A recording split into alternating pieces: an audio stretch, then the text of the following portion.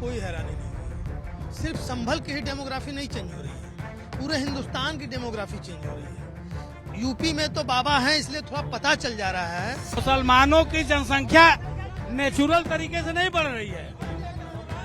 मुसलमानों की जनसंख्या नेचुरल तरीके से नहीं बढ़ रही है, बाहर के आए हुए लोगों से बढ़ रही है। उत्तर प्रदेश का संभल जिला एक बार फिर से सुर्खियों में है। पहले मंदिर और मस्जिद के विवाद को लेकर कहीं न कहीं विवाद की स्थिति थी, और अब एक बार डेमोग्राफी को लेकर ये जो पूरा शहर है, जो जिला है, वो सुर्खियों में छाया हुआ है। दरअसल योगी आदित्यनाथ को एक ऐसी रिपोर्ट सौंपी गई है जिसमें ये बताया गया है कि संभल जिले की जो डेमोग्राफी है वो तेजी से बदल रही है। यहाँ पर मुसलमानों की जो आबादी है वो 55% से बढ़कर अब 85% हो गई है। यानी जो मुस्लिम समाज है वो बहुसंख्यक हो गया है, जबकि हिंदू समाज अल्पसंख्यक हो गया है, और उसकी आबादी सिर्फ और सिर्फ 15% तक सिमट कर रह गई। हमारे साथ बनारस की जनता है, हम उनसे भी बात करेंगे। ये बताइए कि जिस तरीके से संभल की डेमोग्राफी चेंज हुई है, आपको कुछ हैरानी हुई है? हमको कोई हैरानी नहीं हुई है। सिर्फ संभल की ही डेमोग्राफी नहीं चेंज हो रही है, पूरे हिंदुस्तान की डेमोग्राफी चेंज हो रही है। यूपी में तो बाबा हैं इसलिए थोड़ा पता चल जा रहा है। बिहार में आप पता कीजिए, नॉर्थ बिहार में क्या सिचुएशन है, पूरे नॉर्थ ईस्ट में क्या सिचुएशन है, असम में क्या सिचुएशन है। ये देखिए, ये प्रक्रिया, इस देश का बंटवारा 1947 में धर्म के आधार पे हुआ, इसमें कोई दो मत नहीं है। पाकिस्तान में मुसलमानों को पाकिस्तान मिला, हिंदुओं को और बाकी को हिंदुस्तान मिला। लेकिन इस देश का दुर्भाग्य रहा कि यहाँ के मुस्लिम संप्रदाय के लोग पाकिस्तान नहीं गए, जबकि पाकिस्तान के हिंदुओं को वहाँ से मार के भगा दिया गया। 1% बचा। पाकिस्तान में तो जो हिंदू थे वो बिल्कुल अल्पसंख्यक थे, अब तो और बिल्कुल उनकी वहाँ 1-2% बचे, उनका नाम लेवा हुआ एक सिंबॉलिक रूप पे बचे हुए हैं, स्वीपर टाइप में, जो एकदम सबसे छोटा काम करते हुए थे। अब आते हैं आपके मूल मुद्दे प्रश्न पे, डेमोग्राफी पे। देखिए, मैं सन 80 के आसपास दिनमान एक पत्रिका निकलती थी, उसका नियमित पाठक था। उसमें एक आर्टिकल निकला था जिसमें ये उसका लब्बो-लुआब ये था कि आईएसआई प्लान ढंग से हिंदुस्तान के बॉर्डर बेल्ट में अल्पसंख्यकों को बसा रही है। तो ये जो डेमोग्राफी चेंज हो रही है ना, सिर्फ जनसंख्या जिहाद से नहीं चेंज हो रही है। 71 के बाद एक बहुत प्लान ढंग से आईएसआई ने हिंदुस्तान के सारे इलाकों में, जहां मुस्लिम 50% है वहां 90% कर दिया, जहां 30% है वहां 50% कर दिया, जहां 10% है वहां, हम कहते हैं उत्तराखंड में तो एक भी नहीं थे।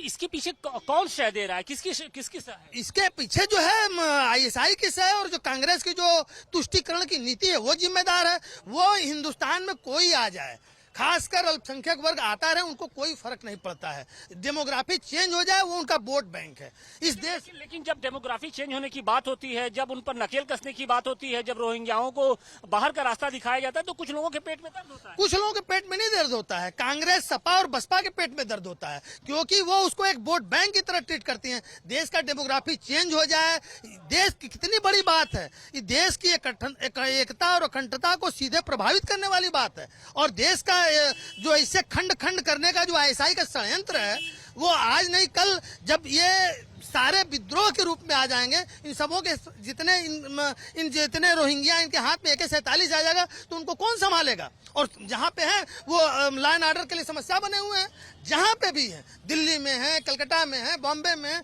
बनारस में। बनारस की डेमोग्राफी चेंज हो रही है। आपको बता दें, बनारस में एक मोहल्ले का नाम हिंदू नाम पे था, वहाँ पे कुछ अल्पसंख्यक बसे, उन्होंने हिंदू नाम को हटा दिया, उन्होंने अपना नाम रख दिया। मेरे पास जैसे एक वकील साहब है, उनके पास उसका डॉक्यूमेंट है, बैनामे जो हुए वो हिंदू नाम से हुए, और आज जाके देखेंगे तो वहाँ पे उस मोहल्ले का पूरा नाम मुस्लिकरण हो गया। मैं अपनी माता जी को जो बरुणा नदी पे जो शैलपुत्री का मंदिर है, सन 77-78 में दर्शन कराने ले गया था। मैं बहुत छोटा था, कक्षा 5 का छात्र था, और रेलवे स्टेशन से मैं पैदल गया था, पूरा इलाका खाली था। आज सारा जो बरुणा नदी के किनारे कछार का इलाका है, जो नदी के किनारे हैं, वो पूरा मुस्लिम बाहुल्य क्षेत्र, पूरा आबादी, आज तक देखिए पूरा लूम चल रहा है, और वहाँ पे मुस्लिम आबादी कहाँ से बस गई? कहाँ से बस गई? सवाल इसी बात का है कि 55% से 85%, और जो हिंदू 45 थे वो 15 पे आ गए। आखिर ये किस तरीके से डेमोग्राफी चेंज? देखिए, भारत तो एक सेक्युलर देश है, धर्मनिरपेक्ष देश है, तो धार्मिक तरीके से भारतीय जनता पार्टी का काम क्या है कि विपक्षी पार्टियों के ऊपर आरोप लगा देना। इंदिरा गांधी ने नारा दिया था, हम दो हमारे दो। भारतीय जनता पार्टी आज 2014 से नरेंद्र मोदी जी की सरकार है, आज 11 साल हो गए। अगर इतना ही उनको दिक्कत थी जनसंख्या नियंत्रण कानून को लागू कराते देश में। और यदि इस तरह की कोई भी बात है तो संभल की, विशेषकर संभल की बात हो रही है, संभल के अन्य आंकड़ों को समझा जाए। वहां से हिंदुओं ने पलायन क्यों किया है, ये आंकड़ों में कितनी सच्चाई है। और यदि किया है तो बहुत सारे गांव में ऐसी बहुत स्थिति आई कि गांव से लोग शहरों की तरफ गए हैं। तो हो सकता है गांव से लोग शहरों में गए हो रोजगार की तलाश में, आप गांव में वो सुविधा मुहैया न करा रहे हो।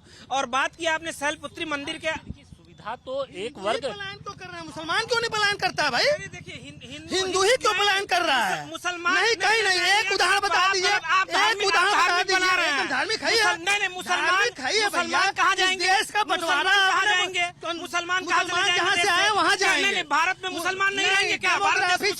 लेकिन हैरानी, लेकिन हैरानी सभी धर्मों का देश है, सभी यहाँ रहेंगे। बिल्कुल सभी को रहने का अधिकार है, लेकिन हैरानी तब होती है जब इस तरीके के अप्रत्याशित आंकड़े सामने आते हैं। नहीं देखिए, इन आंकड़ों के पीछे जाइए ना। ऐसा जरूरी थोड़ी ना मुसलमानों ने किसी घर पे, हम भी तो रह रहे हैं, हम भी इसी देश में रह रहे हैं, हमने तो कहीं पलायन नहीं किया। मुसलमानों ने तो कभी तांडव नहीं किया हमारे आसपास। आप शैलपुत्री मंदिर के आसपास के एरिया की बात करते हैं, जाकर देखिए पूरा बाढ़ग्रस्त एरिया है।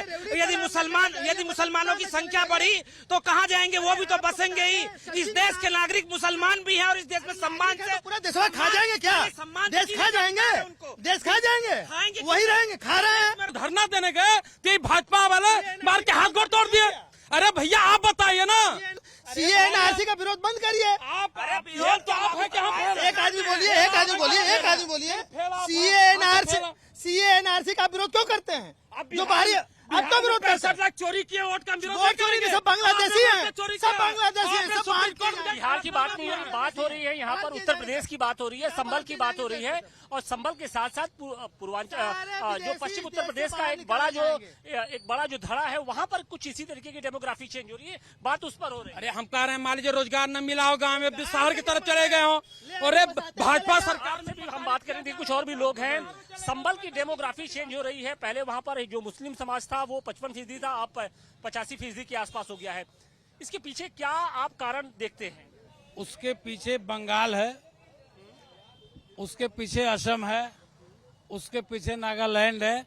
ये सारे विदेशियों को जो बांग्लादेश से आते हैं, जो रिफ्यूजी हैं, जो वहां से भाग करके आते हैं, वहां पर भोजन नहीं मिलता है, यहाँ आते हैं, उनको यहाँ की सरकारों ने उनका वोट बनवाया है। अभी जो आप अभी बात कर रहे थे कि वोट चोरी का मामला, चुनाव आयोग ने चैलेंज किया है कि जिसका नाम रहा है इस बार कटा है, वो आय प्रमाण लेकर के हम उसका वोट दुरुस्त करेंगे। कोई भी व्यक्ति वहां नहीं जा रहा, आप वहां जाइए। अगर किसी के साथ गलत हुआ है, किसी का नाम गलत तरीके से कटा है, तो आप वहां जाइए, उसमें अपने एप्लीकेशन दीजिए, उसमें अपनी कैंडिडेचर जो है कि वहां पर जाके प्रूव करिए। आप वो काम नहीं कर रहे हैं, गाड़ी लेकर के घूम रहे हैं और देश का माहौल खराब कर रहे हैं। और जहां माहौल तो पश्चिम उत्तर प्रदेश में देखने को मिल रहा है कि एक तबका भाई 85% हो जाएगा और 15% में मुसलमान, हिंदू जब सिमट के रह जाएंगे तो फिर क्या होगा? वही होगा जो ये सब असम वगैरह में जो सब हुआ है, जो यहाँ से भगा दिए गए। जम्मू कश्मीर में वहाँ के मूल निवासी हिंदू थे, भगा दिए गए। आप लोगों ने कभी किसी चीज का विरोध नहीं किया, वहाँ काटा गया, उनकी महिलाओं के साथ बलात्कार किया गया, ये सारी चीजें हुई, लेकिन आज तक किसी ने नहीं उसका विरोध किया, कोई संसद में नहीं आवाज उठी। और जहां तक वोट चोरी का मैटर है, जिस समय संसदीय चोरी तो एक सियासी मसला है, सियासी मसला है, लेकिन बहुत देश का कई ऐसे हिस्से हैं जहां पर इस तरीके की डेमोग्राफी जो चेंज हो रही है। उत्तर प्रदेश की अगर हम बात करें तो उत्तर प्रदेश के सिर्फ संभल ही नहीं बल्कि नेपाल बॉर्डर से जो सटे हुए जिले हैं वहां पर भी कुछ इसी तरीके की स्थिति देखने को मिली। देखिए, यदि मुसलमानों की जनसंख्या बढ़ेगी तो कहाँ जाएंगे? या तो नहीं, आप जनसंख्या नियंत्रण कानून लाइए। भाजपा जब शासन में है तो भाजपा का काम है कि वो काम करे। जब वो काम नहीं कर पाते तो इसका ठीकरा विपक्ष में बोलने का काम करते हैं, और भाजपा सरकार पूरी तरह से विफल रही है। मुसलमानों की जनसंख्या नेचुरल तरीके से नहीं बढ़ रही है, मुसलमानों की जनसंख्या नेचुरल तरीके से नहीं बढ़ रही है, बाहर के आए हुए लोगों से बढ़ रही है, और उनसे आपत्ति है। यहाँ के मुसलमान जो बच्चे प्रशय कौन दे रहा है उनको? कौन उनको प्रशय कौन दे रहा है मुसलमान? यहाँ की किसकी सरकार है? वोट बैंक के लिए यहाँ की सरकारें दे रही हैं, यहाँ के लोग दे रहे हैं, यहाँ के रिश्वतखोर दे रहे हैं। यहाँ के किसी का भी आधार कार्ड, किसी भी व्यक्ति का आधार कार्ड, ये चुनाव का जो कार्ड होता है, इसको आसानी से बनाया जा सकता है कि नहीं बनाया जा सकता? बन जाता है। उसको बनाने वाला कौन है? इन्होंने कहा कि मुसलमानों की जनसंख्या बढ़ेगी तो कहाँ जाएंगे। अगर भारत के मुसलमानों की जनसंख्या अगर बढ़ रही है तो ये यही रहेंगे, लेकिन बांग्लादेश, म्यांमार, पाकिस्तान और तमाम मुस्लिम कंट्री से अगर लाके बसा रहे हैं तो ये गलत है और समस्या तो यही है। ये बर्दाश्त नहीं किया जाएगा। ये बर्दाश्त नहीं किया जाएगा। एक मिनट, बांग्लादेश, पश्चिम बंगाल में सरकार किसकी है? पश्चिम बंगाल की सरकार कहाँ की है? हाँ, बहन बनाए थे वो आप अरे शेख हसीना से कौन है? ये शेख हसीना बहन बनाए थे इनको। आपको लगता है कि बाहर से आने वाले जो उनकी वजह से ये डेमोग्राफी बिल्कुल हो रही है। और ये सवाल इसी बात का है कि लेकिन सवाल इसी बात का है कि जब उत्तर प्रदेश की चाहे योगी सरकार हो या फिर केंद्र की मोदी सरकार को, जब रोहिंग्याओं पर या फिर जो दूसरे बाहर से आने वाले जो लोग हैं उनके ऊपर नकेल कसते हैं तो कहीं ना कहीं जो सियासत है वो गर्म हो जाती है। और यही कारण है कि अब हर रोज एक नया मुद्दा अब इस वक्त विपक्ष के पास जाता जा रहा है। वाराणसी से मनीष दुबे के साथ आशुतोष सिंह, टाइम्स नाउ नव भारत।